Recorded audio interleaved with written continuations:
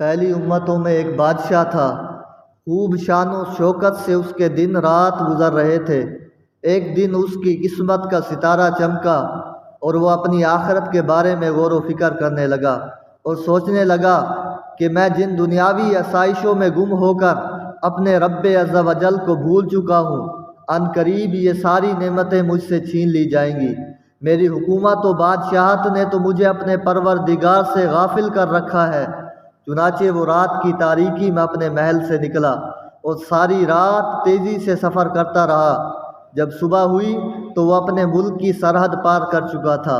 اس نے ساحل سمندر کا رخ کیا اور وہیں رہنے لگا۔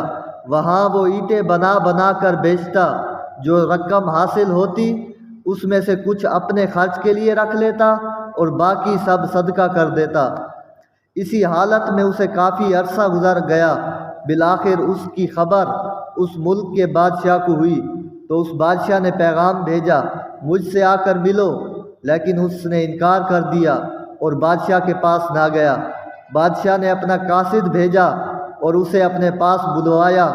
اس نے پھر انکار کر دیا اور کہا، بادشاہ کو مجھ سے کیا غرض اور مجھے بادشاہ سے کیا کام، میں اس کے پاس جاؤں۔ جب بادشاہ کو یہ بتایا گیا تو وہ خود گھوڑے پر سوار ہو کر ساحل سمندر پر آیا۔ جب اس نیک شخص نے دیکھا کہ بادشاہ میری طرف آ رہا ہے تو اس نے ایک طرف دوڑ لگا دی۔ بادشاہ نے جب اسے بھاگتے دیکھا تو وہ بھی اس کے پیچھے بھاگنے لگا، لیکن وہ بادشاہ کی نظروں سے اوجھل ہو گیا۔ جب بادشاہ اسے نہ ڈھونڈ سکا تو بلند آواز سے کہا، اللہ عز و جل کے بندے، میں تجھ سے کچھ بھی نہیں کہوں گا، تو مجھ سے خوف زدہ نہ ہو۔ جب اس نیک شخص نے یہ سنا تو وہ بادشاہ کے سامنے آیا۔ بادشاہ نے اس سے کہا، اللہ عز و جل تجھے برکتیں عطا فرمائے، تو کون ہے اور کہاں سے آیا ہے؟ اس نے اپنا نام بتایا اور کہا، میں فلاں ملک کا بادشاہ تھا۔ جب میں نے غور و فکر کیا تو مجھے معلوم ہوا کہ میں جس دنیا کی دولت میں مست ہوں، یہ تو ان قریب فنا ہو جائے گی، اور اس دولت و حکمت نے مجھے غفلت کی نیند سلا رکھا ہے۔ چنانچہ میں نے اپنے تمام سابقہ گناہوں سے توبہ کی اور تمام دنیاوی آسائشوں کو چھوڑ کر دنیا سے الگ تھلگ اپنے رب عز و جل کی عبادت شروع کر دی۔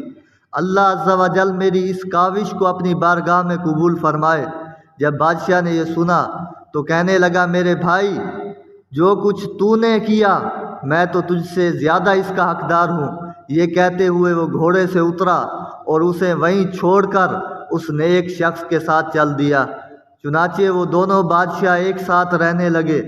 اب وہ ہر وقت اپنے رب عز و جل کی عبادت میں مصروف رہتے اور انہوں نے دعا کی، اے ہمارے پروردگار، ہمیں ایک ساتھ موت دینا۔ چنانچہ ان دونوں کا ایک ہی دن انتقال ہوا اور ان کی قبریں بھی ایک ساتھ ہی بنائی گئی۔